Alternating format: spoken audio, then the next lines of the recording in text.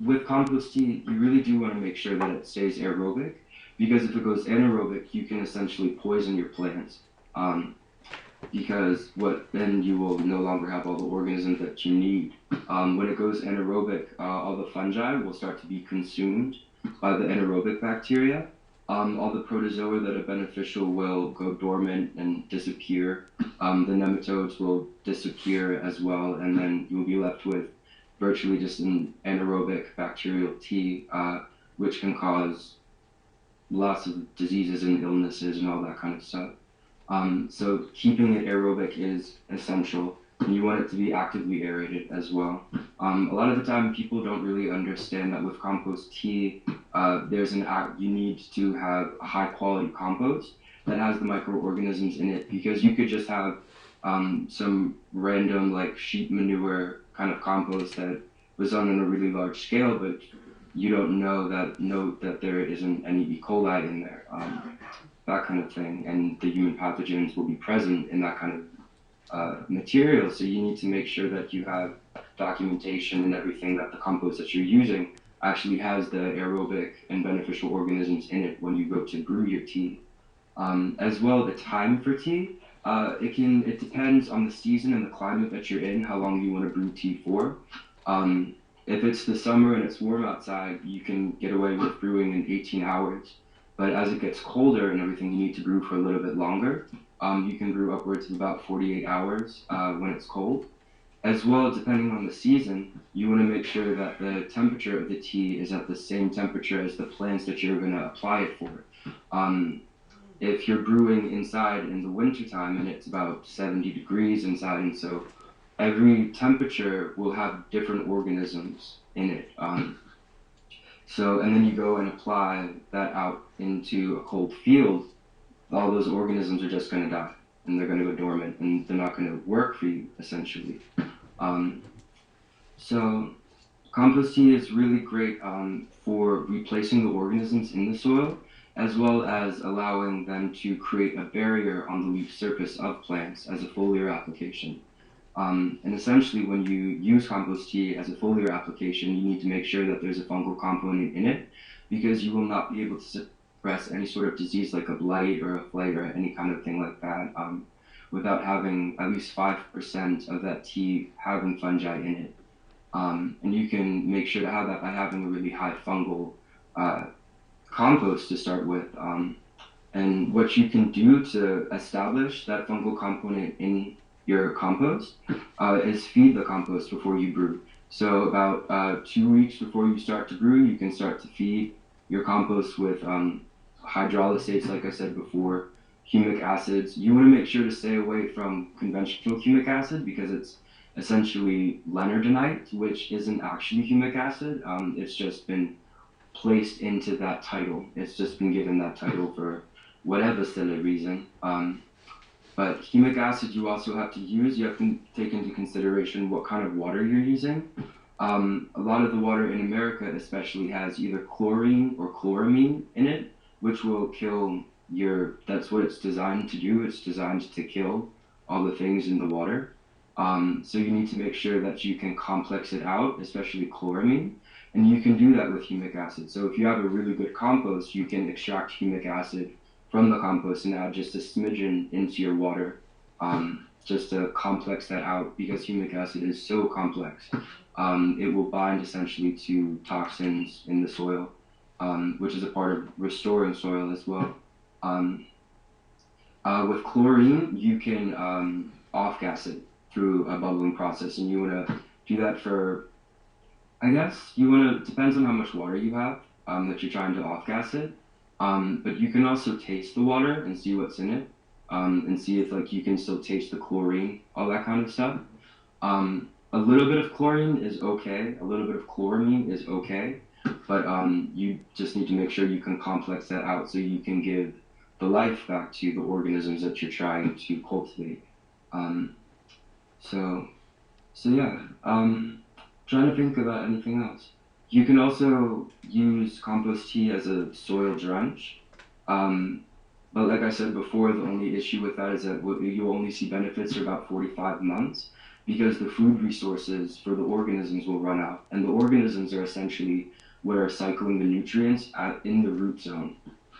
Because the root will essentially tell the organisms what it needs. They'll make an association. And so the roots will exude an exudate, and that will link in essentially to the bacteria, which will then bring it what it needs, and in exchange, the plant will give it back food. Same thing with mycorrhizae, fungi, and everything like that. But the plant available nutrients, all that stuff happens when bacteria is consumed and when fungi is consumed by protozoa and nematodes and other organisms that are in the soil. And so essentially, one of my mentors calls it the poop loop. So it's the poop loop that really brings that nutrient cycling into the soil for the plants. And when you can actually get the nutrient cycling up to a high enough level, you can see things like 150% increase in yield, much higher nutrient dense foods that are so much healthier for you. As well, replacing those organisms in the soil through compost tea, you will be able to start to rehabilitate the soil, and you'll start to create more soil structure, and you will begin to further the soil's successional stage, so that the soil's successional stage can match that of the plant, so that it's optimized for the plant and its growth. But when you use tea as a foliar spray, you need to make sure that there's enough organisms in it, so you don't dilute it out too much. But water, you don't really dilute a tea. When you try to use tea as a foliar spray, you can add water to it, but the water is really just a carrier for the organisms. But also, you need to make sure that when you try to spray tea, that how you spray the tea doesn't destroy the organisms as well, which is all why I use a microscope for all this stuff, so I can identify and see what's actually happening in the tea. But and that way you can make sure you brewed enough so that you can select for the organisms that you want. So yeah, do you guys have any questions or anything? Yes, we have questions. Yes, we have questions. Okay.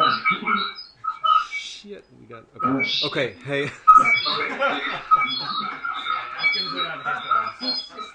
Can you put on headphones? Okay. Can you hear us?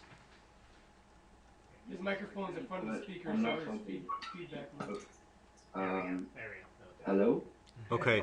One question is, I found an amazing mechanism. You mentioned how the exudates work. Tell us how the exudates on leaf surfaces work when the compost tea works to prevent things such as aphids. Okay.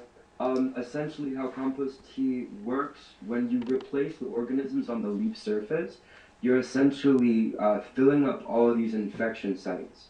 Most of the time, leaves out there, acid rain, pollution, high wind will remove the organisms that are on the leaf surfaces.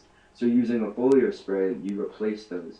And in doing so, the leaf surface will exude exudates. It's essentially, I've been thinking more and more about it as kind of like respiration. It just kind of exudes it, and when it exudes it, it feeds microorganisms. And if you decide that you want your plant to survive, you're going to put beneficial organisms back out there. So when you can completely cover the leaf surface with beneficial organisms, they will create a symbiotic relationship, and they will do a foliar feeding back and forth through the organisms and the leaf. And when you can do that, it basically covers up anything that would attract insects or any other kind of disease, because the microorganisms will outcompete any other kind of non-beneficial organism, like an omycete, which is basically a mold, a water mold, that kind of thing. But with insects, also what will happen is that when you replace it, it won't taste good anymore to the insects, so they won't be attracted to it as much. Granted, there will still be some around, but if you can get the soil up to snuff, your yield will just completely outcompete any kind of damage from an insect anyway.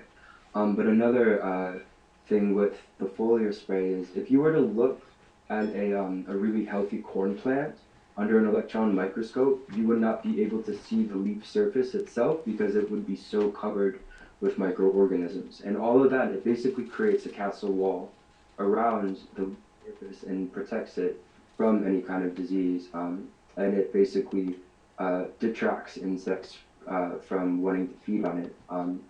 So because I've thought about it in the sense that essentially when you have an insect problem, there's something wrong with the soil. Because the soil, nature is incredibly intelligent and it's trying to create a soil environment that is specific to the plant that's trying to grow. So for me, it's when you have insects and aphids and that kind of a thing, it will essentially, the aphids to me are trying to bring the organic matter back down and into the soil to bring the fungal component back up so that the soil successional stage is appropriate for the plant. So, so yeah, so on leaf surfaces, you essentially fill in all of those plausible infection sites with beneficial organisms. But you have to replace them, you have to continue to put them out there until you have a soil food web that is so okay. So does that answer your question? Let me just ask another part of it. You mentioned at some point that the aphid, for example, would feed on the plant exudate, which is like Yes. nectar, and if the fungus eats it up, the aphid has nothing to feed on. Is that how it works? As well as the bacteria, yes. So they basically get into that symbiotic relationship before a non-beneficial organism comes along. Yeah, that's how that works. That's pretty amazing. Yeah. It's How does he really cool. recommend I spraying love it? it What so method, much. How often? How dense? How do you recommend, by what method to spray it, and how dense? Well, the density that I have learned, you want to make sure that you have at least 300 micrograms of bacteria, and you want to have at least 200 to 300 micrograms of fungi per gallon. And I do that kind of a stuff under a microscope, doing quantitative soil assessment and counting. So that's how I do that. So if you can treat a whole acre with 5 gallons of tea if the tea is really really good. Um, but you need to make sure. So if you have a not so good tea, you're going to look more at using about 20 gallons. But something that I've recommend is if you can do like a 5 gallon bucket and you know that it's a dense tea and you know that all the organisms are in there, and there's enough food resources in there, you can literally take your plant and then just dump it into your tea bucket as it's brewing and then take it out. Because you want to make sure that you have at least a 70% coverage of the leaf surface on the top and the bottom of the leaf, as well as the stem and the stalk and the bark and the trunks, all that kind of stuff. So you want to make sure to have at least a 70% coverage, and you need to make sure that you have enough organisms in the tea. So one way to totally cover the plant, you can simply dunk it in the compost tea? That's yes, one way? you can. Hmm. But when you have like a 20-foot tree, it gets a little bit different. Yeah, but for example, in aquaponics, if you've got your plants growing whatever, and you can take the whole thing, and maybe it's infested with aphids. So actually, like if you put a infested plant with aphids into that tea, they will kind of go away, or would you expect that? I would expect the plant to do a lot better because as the soil food web increases and becomes more and more beneficial, the plant is more resilient as well, so it's more able to ward off that kind of a thing. So, because for me, when there's an insect problem, the plant is essentially asking for that kind of a thing to happen. But that's just how it works in my mind. So, yeah. He said you have to be common and random. Okay, more questions. I've got a two-part question. Okay. Is it I think it's on. have you ever replaced the nutrient solution in the hydroponic system solely with compost tea? And another part would be, is there a significant difference between compost tea and a worm casting tea? Well, worm casts are a form of compost. But I personally have never worked with hydroponics and replacing it conventional nutrient solutions with compost tea. I know that it is plausible and possible because essentially, if you have a compost tea that has enough protozoa in it, like flagellates and amoebae and nematodes, they will cycle the nutrients in that water. I personally have never done an experiment or worked with that. I know that there is some information out there though, and some research out there, and it is very much possible. But you have to make sure that you're not also using a conventional nutrient solution, because most of the times those will kill the organisms if you're trying to replace that with a tea. You also have to make sure that if you're going to use a compost tea in a hydroponic system, you have to make sure that you don't go anaerobic and that you don't create any kind of anaerobic areas. Anaerobic basically means your oxygen, you have less than 6 milligrams of oxygen per liter of water. So you need to make sure that you clean a lot because the bacteria will create glues. And then within those glues, they'll create an anaerobic environment in there because that's what's just going to happen with their glues and everything like that. And then with the vermicasts, the worm casts, that you have to be careful with it because you don't necessarily know that all of the human pathogens or E. coli are out of it or the weed seeds and everything like that. Worm castings are amazing though. There's been studies out there that have shown that E. coli within 5 millimeters of an earthworm surface are destroyed and killed. As well, when earthworms take a bite of food, when it goes through their system, it will essentially crush everything inside of it, and then when it poops out its cast, it's aerobic. So worm casting is great. You just have to be careful about the starting materials that you use. But worm compost that I've looked at under the microscope has been great that I've seen, conventional kinds of stuff.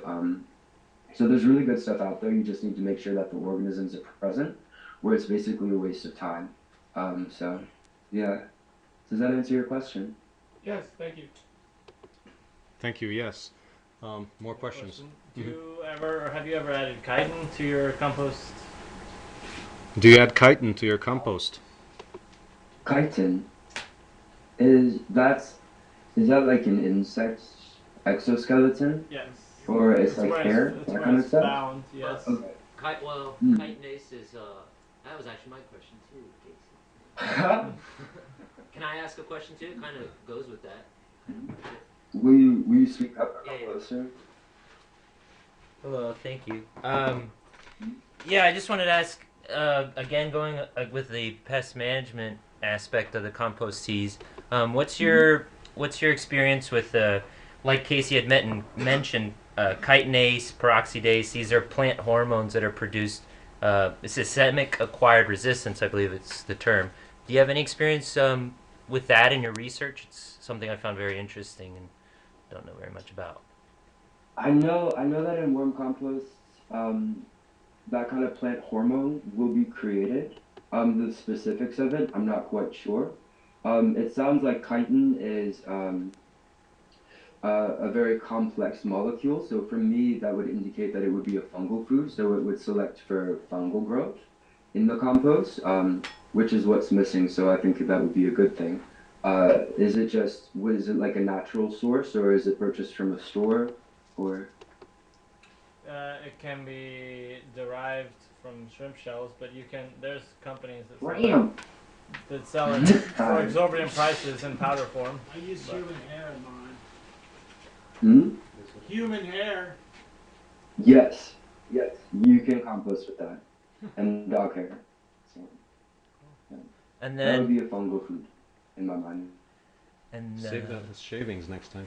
a follow-up question is, in terms of, like you said, you have a 45-day window, or depending on the environmental controls of where you're spraying it, the microorganisms may not persist as long. Is there any tips, the application, in terms of, like, for instance, the weather's effect on the stoma and stuff like that on the plant, is there any way to increase the length of time that, besides repeated applications and intervals, to increase the length of time that the microorganisms could live on the foliar surfaces and things like that? Mm-hmm. Yes, you can make sure that the soil food web that the plant is already established in a really good soil food web, because then the plant will produce more for the microorganisms on the leaf surface. As well, when you go out to spray your tea, you can add foods during the spraying process so that you give them something to eat when they get out in the field or in the greenhouse or wherever you're spraying it, that kind of thing. So, Thank you. and also most of the time for most foliar sprays, you want to use a brand new compost unless you decide to use an old compost and then feed it about 2 weeks before, like I said. So, yeah. And what is he Does that answer your question? Yeah. Well, Thank that's you. good. Other questions? So, what exactly does he recommend feeding the compost to get that high fungi consuming tea? Yeah. So what exactly do you feed the compost for the high fungus growth? Fish hydrolysate. Do you know what hydrolysates are? No. No. No. No? Okay. Hydrolysate is essentially a blend in water. It's basically something suspended in water. So for a fish hydrolysate, for example, is you eat your fish, and then you take everything left over, and you put it into your blender with some water, and you press blend.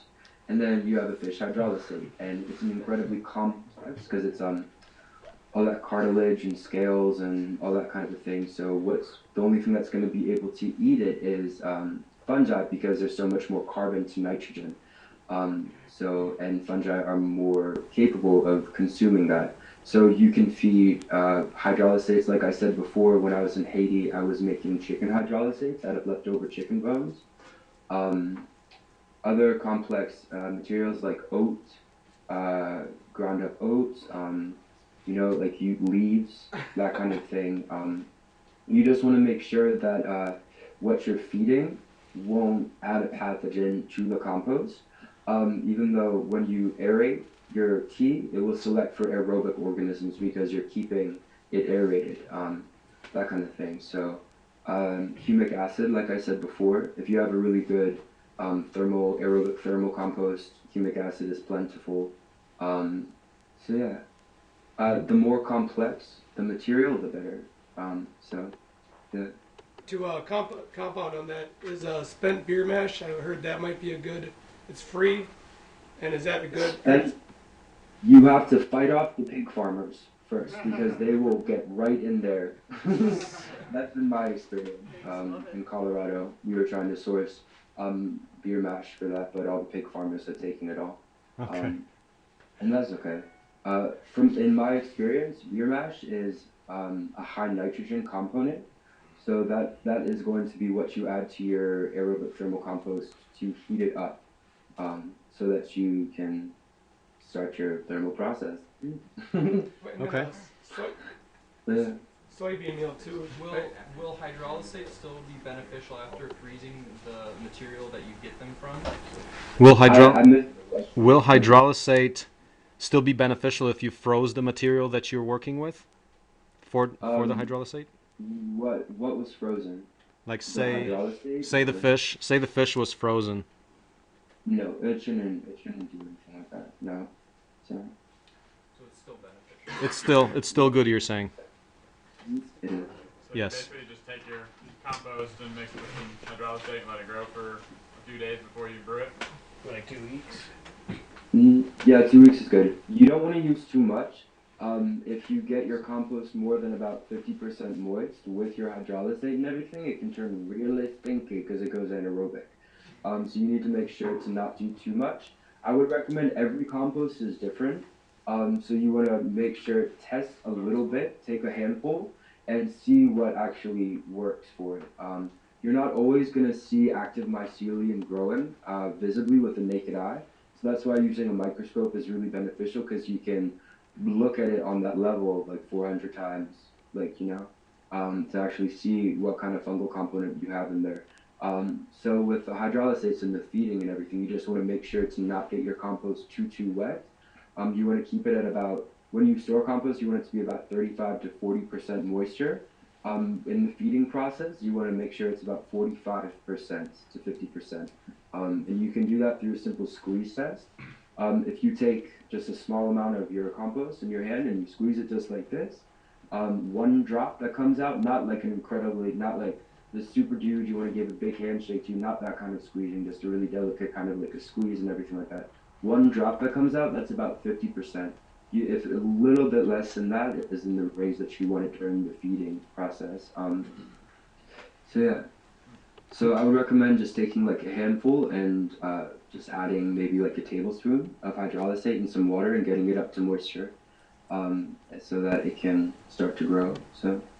So for the hydrolysate, so you're saying basically, you take your chicken bones, put them in a grinder, press, grind, and then throw them on your compost pile right after, or how long do you have to wait? With water. With water. Well, Grind yes, it with water. Water. You can do it fairly immediately, just like right away. If you let it sit there, it might go anaerobic. So yeah, I've had good experience using chicken hydrolysates as a fungal food in teas before. So Grind yeah. them up. And also you can feed your compost with a compost tea. Say you're brewing your tea with like extra hydrolysates or humic acids, that kind of a thing. And then you feed your compost with that. That way you can select for the organisms that you want and then put them back into your compost. That when you use that compost later on, it will be that much greater and there will already be food resources there as well. But I would recommend experimenting and just seeing what's in your compost, because you're not going to really know what's in your compost unless you can literally see visibly the mycelium that's there, or you have a microscope. What does he feed? So to answer your question, you can use it right after you blend it. So. What does he recommend feeding the tea when he first starts brewing it? Does he use molasses? Or? Yeah, when you first start brewing the tea, what do you recommend as the food? And how much? And how much? Say you're doing a 5-gallon bucket.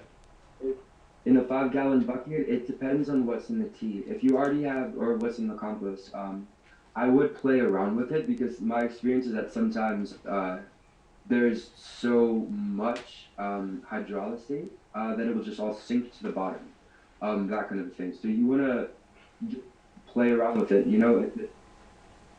If it's a really great compost, you don't need to use as much foods. If it's a really poor compost, you'll need to use more foods. But essentially, you just need to make sure that it stays aerobic in that process, so that there's nothing that settles at the bottom, because that's where you can kind of go back and go wrong. But with most of the time, you don't really want to select for bacteria. Molasses will select for bacteria because it's a sugar. And it has a much narrower C to N ratio, carbon to nitrogen ratio, which allows bacteria to flourish and thrive. And if you use too much of a bacterial food, the bacteria will reproduce so quickly that they will take up all of the oxygen in the tea that you're brewing, and it will go anaerobic. So you don't really want to use bacterial foods like sugars and everything, because there's already so much bacteria out there. But if you wanted to just be able to take like 5 gallons and treat a whole acre, if you can monitor it correctly and keep the aeration up enough, you can definitely use molasses and that kind of a thing. You want to use unsulfured blackstrap molasses. The more complex the sugar, the better, because it will select for a greater diversity of bacteria in the tea. So the greater the diversity, the greater the protection, the greater the soil food web. So specifically, maybe what, like a teaspoon per 5 gallons, or how much around? Well, in general, I guess I've used like pinches of sugar before, and that has been really successful. But again, it just kind of comes back to this. I guess a general recipe for a bacterial tea would be about a tablespoon of molasses if it's a bad compost, or like a teaspoon of molasses if it's a really good compost, for 5 gallons. So, and you want to, generally the ratio for compost to water is about 1 pound of compost to about 4 gallons of water. And that's an incredibly general statement, because you can have an incredible compost that is just filled with organisms where you might only need a half a pound. It just depends on the quality of the compost. So. Okay. More questions? On a long-term scale, do you think that for outdoor plants, adding compost and everything can actually weaken the plant? 'Cause I heard about a guy in France that has a semence paysanne and never added water to tomato plants and never gave nothing to these plants, and they actually grow wild and nutrient rich and everything. Do you think long-term compost could basically make the plant need the nutrients to give it instead of going to get it by herself in the land? Oh, I see. So you're wondering, it's kind of, for me, it reminds me of chapstick. If you use chapstick too much, your body will stop moistening your lips because you replace it. Is that what you mean? Yes. Okay. Well, with compost, generally, if you put out a really good compost, you're going to see benefits for about 4 to 5 years because there's a food resource for the microorganisms that are around the plant zone or the root zone and everything like that. So, I mean, your plants will go crazy if you have a really good compost, which is always beneficial. But whether or not it prevents the plant from wanting to grow on its own, I don't. That to me is a little bit confusing. So I don't necessarily agree with that. Will you restate your question for me so I can have a better understanding? Well, my question is simple. It's just, yeah, sorry, it was on mute. My question is just to know if you consider maybe that adding compost to an outdoor plant could, on a long period of time, actually make the plant need the compost instead of making her get the nutrients in the soil by herself and make it more rustic or empty or whatever you call it. Well, how the plant gets its nutrients is through associations and symbiotic relationships with the microorganisms. So you kind of have to have that in order for your plant to thrive. So plants that grow the best have the highest amounts of diversity in the soil. So you kind of need that there, excuse me, for the plant to be able to flourish and thrive. It's a symbiotic relationship in its growth. Are you asking another question? Yes, well, there's a plant called Moringa oleifera that grows in deserts, and it's known to be the most nutrient-dense plant. And they call it the never die tree because you can cut it and leave it on the ground and it's still gonna sprout. How can you explain that it grows in a desert and actually gets to have the most to be the most densified plant and like medicinal plant on Earth if it grows in the desert? Yeah. My guess is absolute intelligence. There is most likely bacteria out there. They might have a very specific bacterial association that they have evolved to grow with that assists them in their growth and their regeneration and everything like that. They're most likely they've evolved in that location for so long that the microclimate for the moringa is most likely present to support it to grow. My guess is that it'd be really interesting. I don't know too much about moringa. But it's an awesome name, which is really cool. So yeah, I mean, for me, giving compost back to the soil and to a plant is establishing a soil food web which works together in harmony with the plant. Because essentially, when you replace all the microorganisms in the soil and everything like that for the plant, there is a symbiotic relationship that is then established, and the plant will work with the microorganisms to get what it needs from the soil. So, because there's no soil on Earth that lacks the necessary nutrients, it's the lack of biology that allows the nutrients to be present for the plant. Okay. Thank you. I agree with you. I just wonder if it's exactly how you said the moringa adapted on a long period of times. I'm wondering, just to consider if on a long period of time, because we added so many nutrients in compost, we actually made our plants weaker and made them need those nutrients. But you answered my question. So I get, okay, that's really interesting. You can go on. Because we are working with the evolution of the plant as well now because we understand this kind of concept. But what I have learned is that essentially you're just giving the power back to the plant. You're giving it the tools that it needs in order to thrive by replacing the microorganisms that are lacking in the soil. So. But once you've done that, you don't have to repeat continually once the soil gets alive. Once the soil is alive, do you have to continue refeeding the microorganisms? Well, sometimes you'll have to continue to feed them, but if you have a really, really good compost, you're going to see benefits for about 4 to 5 years. So that's how long that will last for. But I understand what you mean. Some things, but also what happens is like replacing the organic matter back in the soil so that it can continue to feed everything, because that's how succession happens. In nature, is essentially a plant will grow up and it will die and it will fall to the ground. And then the microorganisms that are present there will begin to consume it. And then fungi will start to consume it, and they will continually build succession of the soil. And so it's a huge feeding process. If you were to go out into a beautiful old growth forest and dig down a little bit, you'll probably see active mycelium visibly with your naked eye and everything like that. And that's because of the symbiotic relationship with the plant and the soil and all the microorganisms in it. So essentially, using composts and compost tea, you are furthering the succession of the soil. But to create a self-sustaining system, it's very much possible utilizing the soil food web knowledge and everything like that.